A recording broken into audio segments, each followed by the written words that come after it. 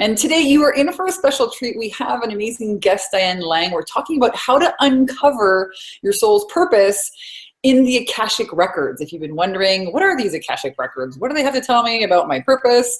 You know, how can we use them to get over our own inner blocks to really expanding into our soul's purpose? You are in the right place. We're going to have an amazing conversation.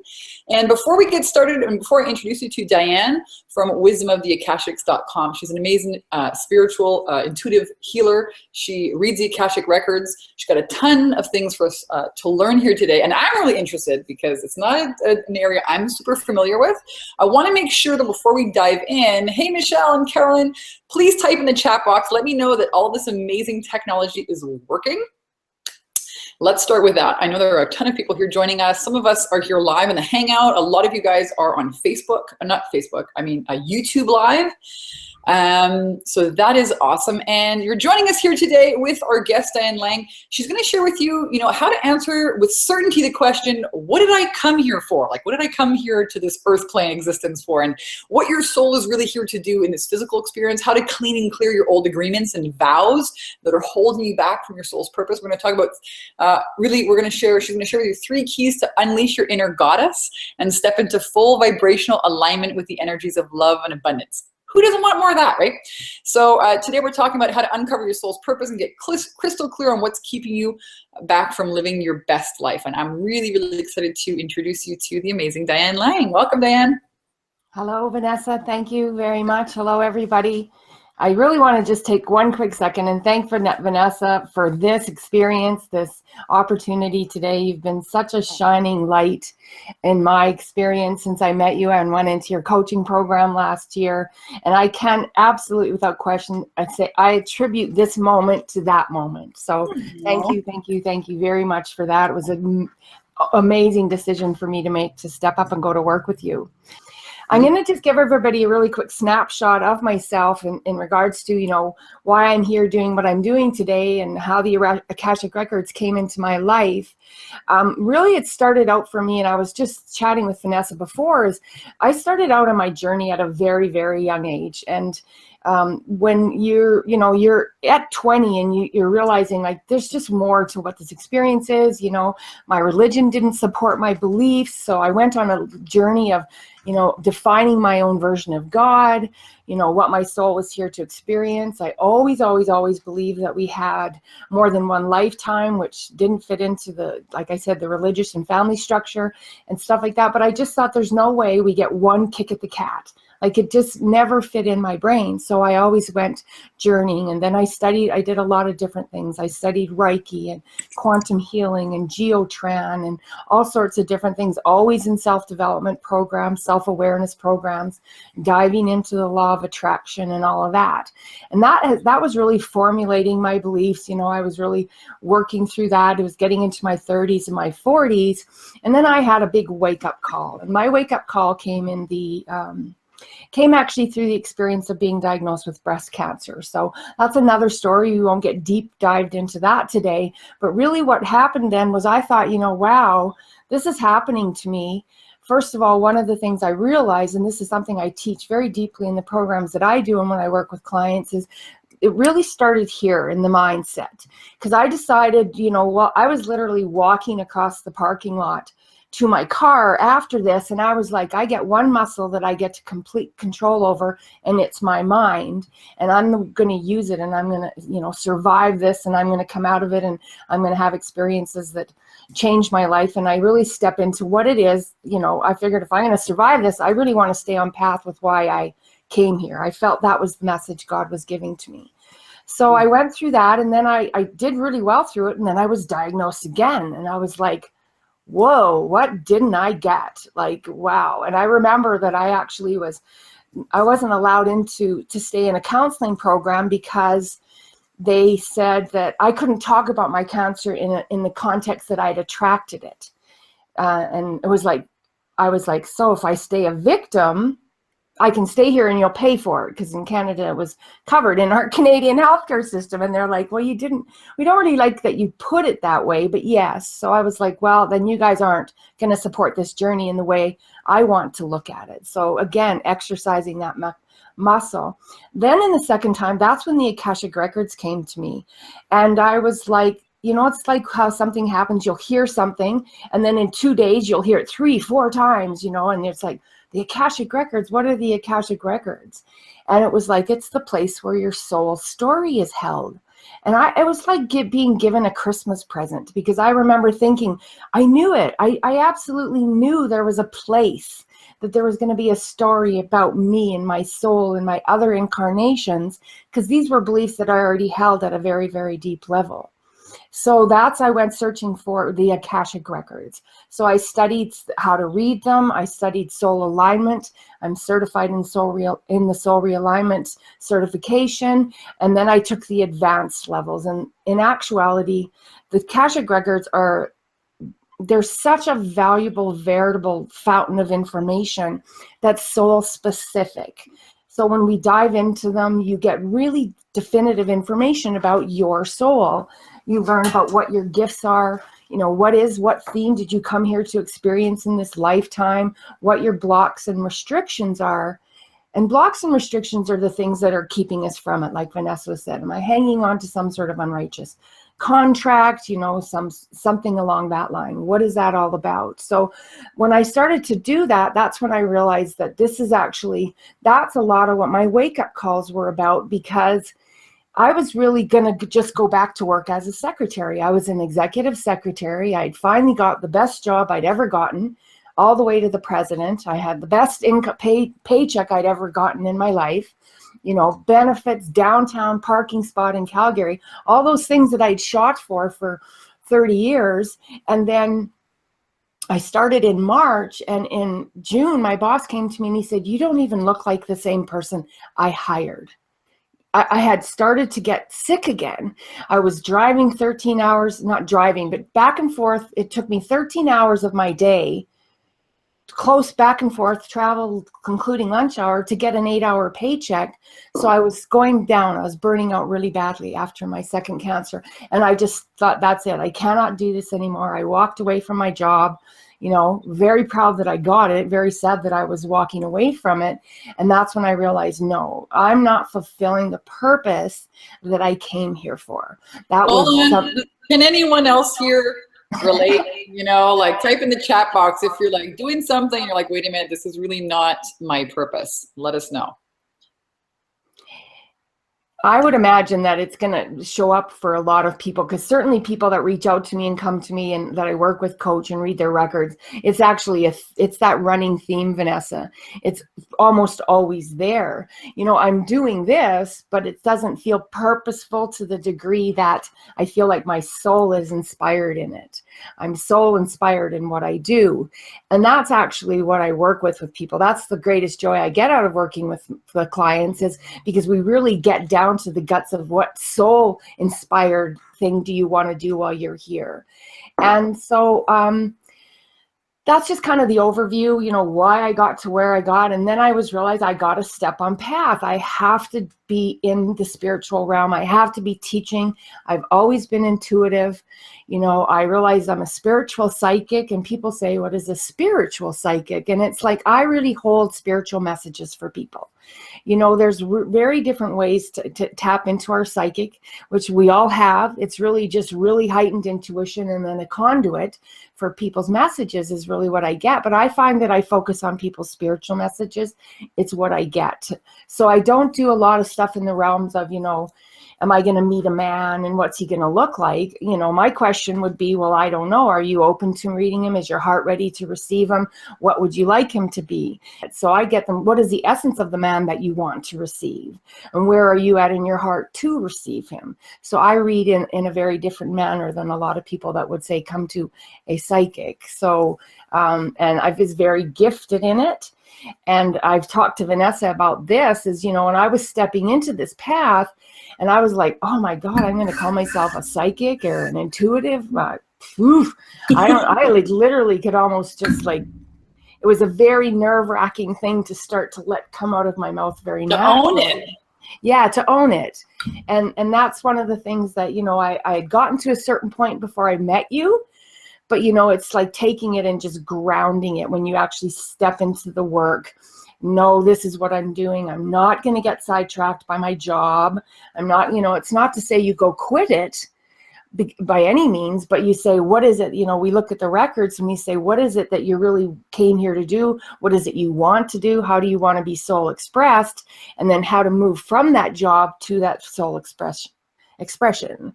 And it could be in the healing arts or anything like that. I work really closely with a lot of spiritual entrepreneurs.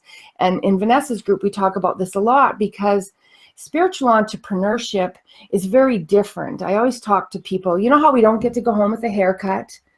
You know, we don't get a TV, we don't get our car fixed. So it's etheric, it's transformation. People come to people like Vanessa and I for transformation. And there's really no dollar value you can attach to that. And, you know, it's something that I really learned when I went to work with you. I was like, this isn't about paying somebody. This is about investing in somebody. And it was investing in myself when I chose to go to work with you. And like I said, what a fabulous decision it's been. Yeah, and how many people you've been able to help with your gift. So I'm really excited. There are like a ton of people on here. I think we have like 55 people here live. We got a ton. I mean, there's just a ton of people chatting here in the chat box. I'm so happy that you're all joining us. You're welcome. Please post your questions for Diane concerning, you know, concerning the Akashic Records or your soul's purpose. And we'll get to these here, you know, we'll go through them during the call. But I know that, Diane, you've got some amazing information to share with us specifically. You know, how can people, you know, answer with certainty that question? Like, what did I come here for? And why don't we start there? I'm going to actually just start a little bit in front of that. Because first of all, what I want people to do is understand, a lot of people, the biggest thing is what actually are the Akashic Records. Mm-hmm. And so when we know that and we know where they're held, first of all, they're held in the etheric realms. So they're not something that we can go to the library and go look up myself and get my book, so to speak. Because a lot of people think, what do you mean there's a record? It's when you're birthed into the universe, you're birthed as an energetic signature vibration, and a record is opened on your behalf. So all your incarnations are held there, all your choices, your decisions, your consequences, all the experience of every incarnation is held in that book. So I like to consider them like they're like an energetic database. And this is the most common way that I explain them that I feel resonates for people. So I'll just give you one quick overview of that. Look at your computer. Your computer has a hard drive. That's the basis of the computer. We don't see it, but we know it's there. And the hard drive is actually what's holding the information.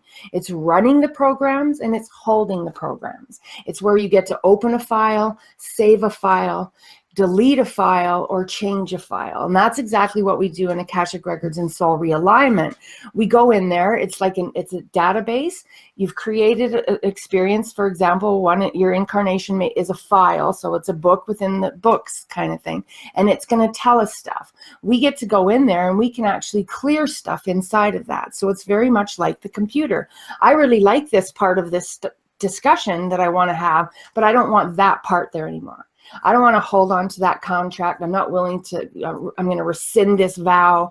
I'm not willing to have this experience any longer. So for example, if you hold a vow of poverty and it shows up in your records, we get this information in the readings and it shows up in your records, it's really like, it can be the foundational reason, no matter what you're doing, you're actually still not able to create an experience of abundance with money because you've agreed at some level, and it might have even been what you chose to do in a lifetime, and it served you to stay information. You know, you may have lived in that lifetime in poverty to have some sort of experience to, you know, maybe appreciate gratitude and abundance and something like that. So that's kind of getting a little bit specific, but so look at it as the computer. The computer has the hard drive, which is the book of record. And then within the hard drive is what's operating. And we get to go in there and we'd say, what's going on with her? What's happening? Why is this happening? Why is there a repetitive story about never being able to, you know, come into alignment with money? Or the minute I get it, my car breaks down. That's the law of attraction action, cause and effect, because basically we are vibrating, we're carrying a vibration of lack. And so we talk a lot, Vanessa, in your course and in my teachings too, about really what you have to do is recognize where you're at vibrationally. And this is something I work with a lot of people, but it's like we still want to know what is the story that's holding us in that vibration. Because so many people say, I've been practicing the law of attraction. I do visualizations. I do this and do that. And they still are not coming up out of that experience. So that's part of what you would get in actual Akashic record reading. That's one aspect of it. The other part is this incredibly beautiful part that says who you are, what your divine gifts are. Your divine gifts are the ingredient that you're most made up of. Like within those, let's say there's a piece of pie that has 8 pieces in it. 50% of that pie is going to be your main ingredients. That's your juicy sauce. That's your soul specific to you. This is your divine ingredients. And then you have 6 other pieces that make up the rest of you. So we all have a little bit in it of us, but we have something that we actually carry our true divinity in. We get told that in the records. When you actually get that information and then you put that information into play, well, at the same time releasing these vows and these contracts and unjustified karma and all of that stuff that shows up in there, that's when you really start to say, this is where you get truly soul expressed, because we may be over here doing something like a secretary, which I was really good at, and I don't regret any of that, but I wasn't using my greatest gifts. I was pushing my psychic to the background. I was pushing my intuition to the background. I wasn't making it part of my experience. It wasn't part of how I got paid. It wasn't. And so life becomes like really intense, right? Your purpose is going to knock on your door, man. You better answer the door. Otherwise, life is going to get intense. It's going to make you freaking, that's when you have a wake-up call. Listen, we've got a ton of questions. We've got questions about what are these 8 divine gifts. Elizabeth, Celia's asking, Carol's asking, how do these records fit into Christianity? Do we need to believe that we may live many lives for it to work? Saleya is saying, I have a strong presence of a new guide that's around this month. Is there and is here so really pushing me forward to my true life? Is this part of what she's speaking about? Angela's saying, I have a new business. I have a massive dream and belief that great things are in my future, but it seems that I'm going through a season of financial strain. I feel stuck, but still have so much belief. Any suggestion? Lots and lots of great questions here, guys. That I'm so amazed. I'm just so amazed. And those questions that's exactly the type of information that we work with all of the time.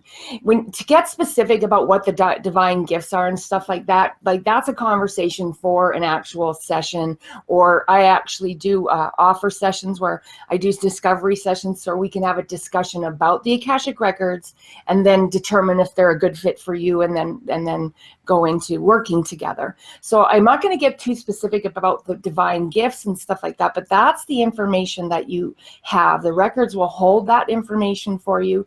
One of the things I can tell you is when I read somebody's records and I discuss these gifts with them, it's just a consistent moment after moment of, oh my God, oh, my whole life I've thought, oh, that makes so much sense. It's kind of like, aha, aha, aha. They just happen over and over and over again. So all of that information does get held in the story, and that's what we do when we get into an actual reading. And when I get into a reading, I do need personal information from you and permission to enter your records. That's what we do in spiritual integrity. And we don't ever go into somebody else's records either, because people will reach out and say, can you read my boyfriend's records? No, not without his permission. If people live together, there's a difference, because there's an energetic story that's taking place, right? When we live with someone, they actually have a big impact on us. All of that stuff, like if there's something that is a particular relationship, for me, again, we can look at that in the records. But those are the types of questions that, they'll come into everything that I do, no matter what it is, who I'm working for. We're all individual snowflakes. That's why you can't get real specific on a call like this or anything like that. But that's the beauty of them. They hold all that information. And then if we are carrying some sort of agreement that no longer serves our highest good, and trust me, if it shows up in the records, and it shows up. It's a block, it's a restriction. It means it's not serving your highest good. Because sometimes our ego goes, oh, no, but I still want to hang on to that one. And it's like, that's choice. And that's when we get really discussing choice and consequence, because all of our choices have consequences. The idea is that really look at it as that everything that you've ever done, ever experienced, ever thought, ever been afraid of, ever chose has an energetic effect on the story you're living right now. And most of us are just not aligned with what it is we came here for. For one, you absolutely do not need to believe in reincarnation. But then when if I start to talk to you about in this lifetime, and we don't believe we've had other lifetimes, what happens is the brain just shuts down. Oh, this really isn't, I don't even know why I'm here. So I would say it's not a requirement, but typically my clients don't come to me without at least thinking or open to, yes, they have had other experiences in other lifetimes, because if you don't believe that, the Akashic Records probably really aren't of interest. They wouldn't be for someone. Do you have to have, does it have anything to do with religion? No, it's based on your spiritual story. It's your soul level story. Religion is something that's based on the incarnation. So right now when you're born into Catholic, that's not your soul. That's incarnation specific information. So it doesn't actually apply to the Akashic Records. What I can tell you, a very common thread through most of the people I work with is they'll say, my feelings around my religion don't really support me. I grew up in the Catholic religion where at a very young age, I realized, geez, they just want us to be afraid of God about everything. And what would boy want to be afraid of God for, and I just didn't believe I would be judged at the level.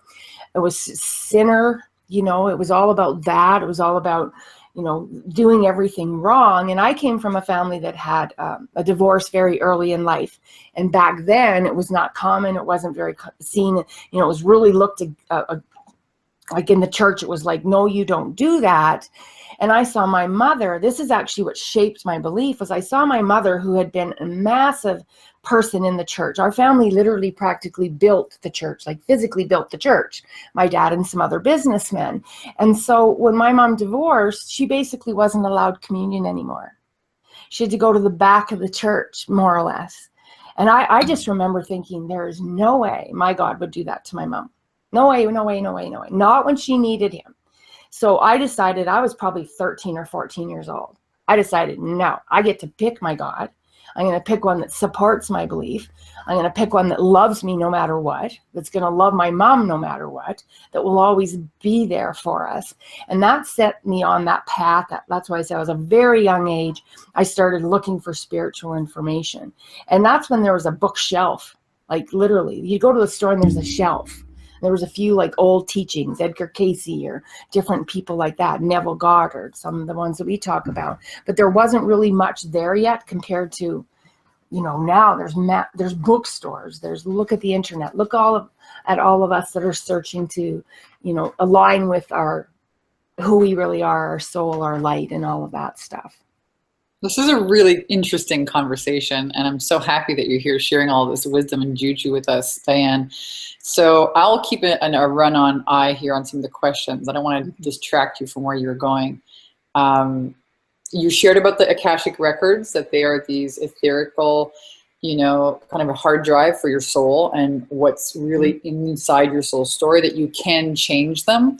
You can go in there, you can delete parts of the story you don't like. You can, delete vows, or, in my language, we call like a subconscious block. You can delete these limiting beliefs. What else? This is new for me. I'm like, how do you go in and actually how do you find those? How do you access these? Is it like through a meditative process? Is that what you're trained to do? Yes, it's part the way that I've been trained and studied and was basically, we enter the records with your information. You call in who you were born under, the birth name that you're born under, where you were born. We call it up. We call in your Akashic Record guides to assist. The Akashic Records are open to me. I'm basically shown a book. We always go in there in reverence, and I want to stress this. And that means we're going in there to learn about our soul. We don't go in there through ego or curiosity. or example, because you're like, "Whoa, was I Cleopatra?" That's very ego. That's a very ego-based question to ask. If you were ego, like if we were Cleopatra. I've heard so many people say, "Oh, I had somebody tell me I was Cleopatra in another lifetime." I'm like, wow. Well, there are parallel realities, so maybe that's true. You know, maybe there are 1,000 Cleopatras out there. But the reason I talk about this is we go there in reverence. We go there in reverence to the ascended masters that watch over them. We go there in reverence and say, I'm here to expand and grow from this information, not feed myself egoically. To think that, and the other thing about the records, when we see those blocks and restrictions come up, I really, really, really stress with people, we never ever bring shame or blame into the story. Because I will tell you stuff and say, in some lifetime, you made this decision, this choice that then had this consequence, and it's got enough of an energetic frequency for you that it's still playing out for you in this lifetime. And we'll be like, oh, I couldn't have done that. It's like, we're human. We absolutely, everyone makes mistakes. We all make choices that lead us either towards our divine nature or from our divine nature. And this is kind of an extreme example, but I say somebody dropped the guillotine. That soul is out there, and that will have an impact on that soul, that somebody actually was the one that let the knife go. And so that soul has that in their story, which could be extremely painful to hear when we talk about what the blocks and restrictions are. So there's never, ever, ever shame or blame in them. Shame or blame are the things that actually got us there in the first place. You know, when we're holding on to a program of sacrifice or suffering or not worthiness or anything like that, that's the program that's running. So we don't do anything to perpetuate it. We just say, wow, I just totally want to move this out of my way now. And I'm beautiful soul, worthy and deserving of doing that. And when we do, and what happens, there's an interlying thread that runs through 3 areas of our life. Every soul has the same one: our money, our relationships, and our health. And when you work on one area, you can just by naturally start to change and affect another area. If one of them is out of alignment, both or all 3 will be out. 2 or 3 will all be out of alignment. So some people say, I was working on my relationship and money started showing up. We talk about this just through the law of attraction, right? And it's like, that's because you're cleaning up the story, period. So when we take responsibility at the level of choice, we totally impact the consequence. The consequence we tend to think of as something negative. Oh, if I'm experiencing a consequence, something bad happened. If I'm having a lesson, it's like, whoa, we don't go, oh my God, I had this most amazing lesson today. We go, you know, well, that was a tough lesson. We tend to think of it as something tough, and it's really actually, it's the same straight across the board. We have fabulous lessons and consequences. We have challenging and difficult lessons and consequences. It's just about what are you doing with them, and then get into conscious creation about how you want to take responsibility from them. It's all about accountability, self-accountability and stuff. And one of the things I want to make sure that we get to, Vanessa, is that when we talk about those things, that the purpose of why we came here, it's really way different than people think. A lot of people think I have a really set purpose as to why I came to the earth. Really what we came here to do is we came here to learn, grow, and expand through choice and consequence. That's actually what we came here for. To become conscious creators. To become conscious creators, exactly. It's not about I'm meant to be a teacher, I'm meant to be a Akashic record guide. Those are the things, that's what happens when you align with the gift that you came here with. That you express yourself through the gift, but the purpose is to learn through choice and consequence. I learned that the choices I was making, you know, led to me having a wake-up call of cancer. I don't want the wake-up call of cancer. I started making different choices. And my first cancer diagnosis was actually 9 years ago in a matter of days, like in a matter of days to the month of February, 9 years ago. And I'm like, excuse me, but look at me now. I mean, I not only survived it, I mean, I have just grown and expanded and become, I mean, I think I look healthier than I have in years. I feel better than I have in years. And I attribute that to that I stepped on purpose. I stepped onto my purpose, which was to take responsibility, be accountable, use my gifts, put them out there into the world, trust that I can be rewarded and paid for them, and that it's actually meant to be that way. It's a good thing, because I really came from a paradigm for a long time where if you could help people with a gift, that you should give it away. That's actually 1000% a poverty program. And if you're running it, that's something you want to work on, because it's literally, that's it is. It's just a poverty program. If you have a gift, that's actually what you're meant to do. And you're meant to be rewarded for it. And you're meant to be rewarded for it because it creates the rest of the life that you want, the experience of having money in your life based on a gift you're bringing to the world. Versus I'm over here doing this because I'm comfortable with my paycheck. And I'm comfortable, I get my benefits, I get my security, and that's all fabulous. There's no judgment in it. It's just, if it's not what your soul inspired to do, guess what shows up? A bunch of crap that's going on, drama that's always running in the background, coworkers that are sucking the life force out of us, a relationship that we just feel like we're absolutely stuck in all of the time. So that's, I hope that's answering the questions. I know I can get talking and probably off topic to some very much. All of it is fantastic. We have lots of questions here. We have a lot of questions. I want to make sure that you're able to share what you wanted to share. So far we've uncovered. We talked about how how to answer that question, what you came here for, what your soul is really here to do in this experience. Why don't we explore kind of how to clean and clear some of these old agreements and the vows? How does that happen? Yes, awesome. There's a couple different ways. You can do all of this to a certain degree. Anybody can call forth and clear vows and stuff like that. What we want to do is, and when I read Akashic Records, we get very specific ones that you're running, and they're ones that are affecting present lifetime. So we do it in a few different ways. One of them, when I work with somebody for 21 days afterwards, and this is recommended, nobody can choose to do it but yourself. It's recommended. We have some statements that we make. They take 8 or 10 minutes a day. And I tell people, seriously, you're worth it. And that's what we're not asking for 2 hours. We're not asking for total. It's just a pattern of changing. We make these statements where we are telling the universe, I'm not accepting this soul contract anymore. I'm rescinding this vow. I'm returning this information. I'm no longer going to have a compassionate connection with somebody. These are connections that we create out of compassion, but they're actually stealing our life force, things like that. So that's one way, is we really have to make sure the universe, and I think all of us that understand the law of attraction and that we want to make changes, we can't just say something once and then have it affect, all of a sudden we get a completely different outcome in life. Most of us spent a long time creating this, and it's no different. We have to take a certain amount of time to come back out of it. So we have homework that we do, that I actually work with when I go into the Akashic Records with somebody. The second part of this is actually even the more important, is the choices that you start making are in alignment with the rescinding of that vow, for example. So if I'm in a vow of poverty, I am going to start making choices about abundance. I'm going to start thinking abundantly. I'm going to start making choices that serve my soul abundantly. I'm going to start becoming in alignment with money. Is just an energy. People say money is evil. Money isn't evil. The way it can be used can support that, but it's the money itself is just an energy that's exchanged on the earth. So we do work in making sure that really what's happening, it's the level of doing that changes things. Is what are you doing? So the next time you get asked to, go out and you have very limited money, just one quick example is say, no, I can't afford that.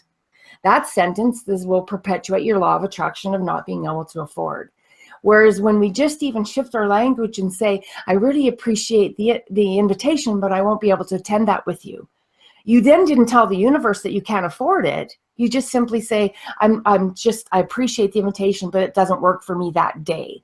So those are the little conscious choices that we make. It's what we say, what we think, what we do is actually the foundation of releasing those agreements. That's the huge. So making new affirmations or new vows, and then step 2 is making choices based on those vows. Absolutely. So if you vowed that you are actually abundant and wealthy, you would go out and buy that new jacket or that $50 lipstick, because why the hell not? I love it. I'm totally agreeing with this. Yes. And as you would know, it's sometimes we have to, it's like you have to open that door. A breath of fresh air cannot come in a closed window. Yeah. It can be very scary for people at that step. You know, when you look in your bank account, you have XYZ dollars to go out and spend. I'm going to spend $1,000 on this, or that's precisely what you need to do. You know, how you feel, really how you feel, how that, you know, that new silk scarf feels, or hiring that mentor that's outrageously expensive, or buying a ridiculous car. You know, you know, obviously, you know, don't put yourself into a ton of debt, but at the same time, you know, what does that say about your belief in yourself? You know, that you deserve this. And oftentimes that's the most important decision to make. I deserve that. Yeah, I can totally have that. You know, stop waiting for somebody else to give it to you. Start giving it to yourself. So I love that. So those are the first two keys. What's the third one? One of the biggest things is the key to that real true inner goddess stuff is self-love. This is probably the number one thing where I find people are sitting literally just, we're not in self-love. We're still in, we're beating ourselves up for something. We know we have something important to do, but we don't feel like we can maybe live on it. We're not worthy of it. And I can tell you in my own story, when I really started to just do nothing but look in the mirror, which was a painful experience to begin with. I mean, I come from some really deep level soul pain right from my childhood and up, and decisions that I've made. And I think, why did I do that? And, you know, staying in relationships that weren't serving my soul, and making decisions that just weren't in align with who I was, saying things that I didn't mean, you know, and then you just run that program. And so it's like really, first of all, when you become self-loving, there's an outflow of then we become self-deserving. And we have to start with ourselves, you know. So one of the things is, in women in particular, we're so used to taking the seat at the back of the bus. We're so used to being the last one in the equation. It's like all the pieces, everybody's needs are being met but mine, you know. And I'm finding that when people like 40 and over in particular, they're like starting to go, I'm so done with that program. I am so done putting everybody in my life first, particularly once the kids have come and gone. Husbands are going through and partners are going through this incredible experience on the earth right now. It's like, where did this empowered woman show up from? Because that's not the one that just raised my kids for 25 years. And so it's really about recognizing that we have to step to the front of the line. There is a reason on an airplane they tell you to put on your own oxygen mask first. They don't tell you to put your child's oxygen mask on first. They tell you to put your oxygen mask on first. And it's so you are present to then assist the child. When we're in burnout, when we're not doing what it is that we're supposed to be doing, you know, when we're just running the job, running the kids, running, and we have no self-awareness, self-love, and we're not putting ourselves first. So that's just a huge, massive key. Is everybody that comes to me, we start out with self-love. And if you're really far along the way, then we just go, okay, where do we go next from here? But I can tell you, it shows up hugely in almost everybody I work with. And sometimes we're just not even aware of it, you know. But then when we start to really dig in and get questioning, well, what happens when you do this? Well, what happens when, you know, I got to go to this thing and be obligated to show up for this experience, for example? Well, I got to go to my family's thing. Well, why do you have to go to your family's things? Well, because if I don't go, my husband's going to get mad at me. So what's going to happen if your husband gets mad at you? So what happens when you go there? Well, by 3 hours, everybody gets drunk and they starts the drama. So what are they like at 2 hours?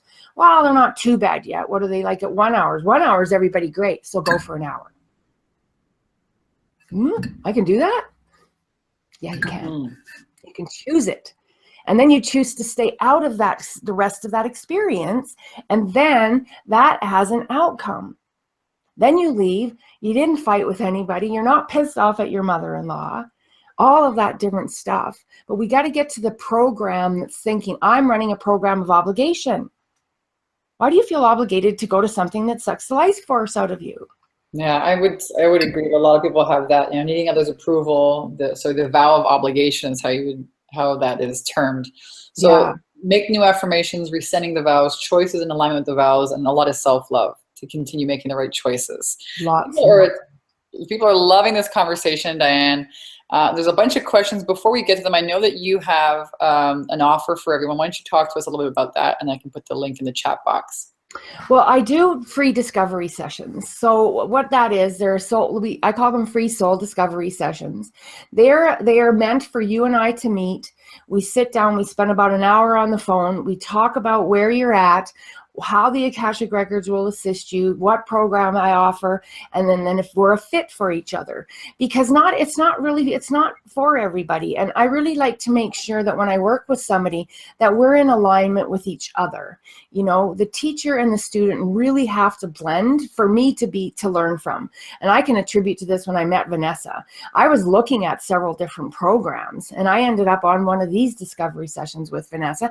And it's why I chose her over choosing other ones, because I felt the fit. And now I can say, I've said earlier in the call, that it was amazing for me to make this choice. So we get to talk about where you're at and if the Akashic Records are for you, and then what program I have to put you in. So we read the records, and then there's a whole program. And those sessions, I do want to make sure people understand, they're not a reading and they're not a coaching session. They're a discovery session for us to meet, see if we're a great fit.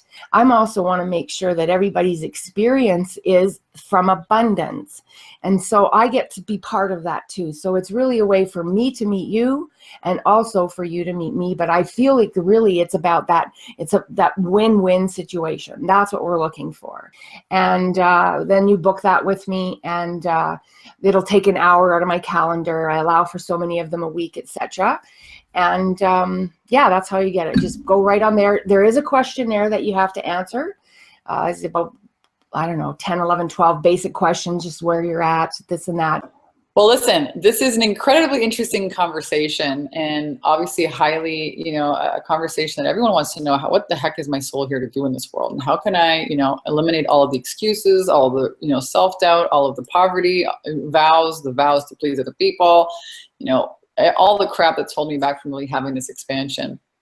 And, with as little amount of wake-up calls as possible. Mm-hmm. A lot of women here are saying that they've just, broken up with some, toxic relationships in the last couple of years, and they're starting to live for themselves now, which is awesome. Changing their stories. A lot of people are asking, people are saying this is a great, thank you both for this webinar. I love it. It's really full of great information. So Victoria's got a great question. Have you ever met anyone that you did not see any gifts that they have? No. People that aren't ready for them, people that don't want to step up to them, own them, acknowledge them, but not that they didn't have any. Absolutely not. Every soul is absolutely birthed with gifts. We are birthed with gifts. We also, in the Akashic Records, just to add to what we get gifts. So we get told that what our awesome sauce is, and that 50% of the pie, so to speak. But we actually do choose a theme for this lifetime. The theme is incarnation specific. So it's, what am I going to do in this lifetime? So you have a theme that you may be operating from. So for example, one of the ladies that I worked with, her theme was pleasure. That's the theme she chose to experience in this lifetime. And when I told her that in the records, she was like, when I was a kid, I was always about joy and happiness and fun. And her mom used to say, not everything's meant to be fun. And she would be like, humbug, And so it was so fitting. And it's like, so now how do you fully express in that? So if she has to find pleasure for her real greatest soul story to show up, she actually has to have pleasure in her story. And so those are the kinds, so we get a theme, and we also specialize in something. And so we get told what soul specializations you chose, what theme you chose, and then your inherent natural gifts are what you're birthed with into the universe. So that's that 50% of the pie, so to speak. Well, you've got me curious. I tell you what, this has been a phenomenal interview, Diane, with a ton of amazing information. And yeah, I believe that we all come here for a purpose. I absolutely 1000% agree. My purpose is definitely to inspire people. That is my gift. I am here to inspire others. I got that really clear. I just never believed I could make money for it, with it. And then when I decided, well, how can I do that? I asked myself a question, how can I make money inspiring people? It all showed up. So I agree. We are all here to do something. We all have a purpose. And I'm going to highly encourage you, if you've enjoyed this interview and you want to get to know Diane a little bit better, find out more about her programs, find out what's really in store for you in the Akashic Records, to really help you uncover your soul purpose. I know a lot of people here are posting some wonderful questions here in the chat box, people saying, what is my soul's purpose? How can I discover it? Book a call here with Diane. She's offering some free spaces, which is really generous of you. So thank you, Diane, for doing that here today for everyone here on the call. Thank you. This has been, I took some great notes, and I know there are a ton of people here. People are saying, thank you, Dan, love your passion. This is it's fantastic. I was not really into it at first. However, this is great. So some people were like, I don't know about this. I love the honesty. Yeah, Rob says, fantastic webinar, ladies. I'm inspired for sure. A lot of people enjoying this. So awesome sauce. Thank you, Diane. I invite everyone again to go and check her out. She's a rock star. Her website again is called Wisdom of the Akashics. And I want to thank you, all of you rock stars who are here watching, who are here live, who are posting questions, comments. Even if you're watching this replay, I say this every week. I really do mean it. 90% of success is just showing up. You show up, you get one piece of nugget, one aha moment. It can totally, radically, dramatically transform your life and your business. Again, thank you, Diane, and thank you, everyone, for being here. And welcome. Come back next week. We have another great webinar series. Again, my name is Vanessa Simpkins from TakeYourPowerBackNow.com. Wishing you guys all an amazing day. Bye. Thank you. It was awesome, Vanessa. Thank you. Thank you, everyone that attended. Awesome, Diane.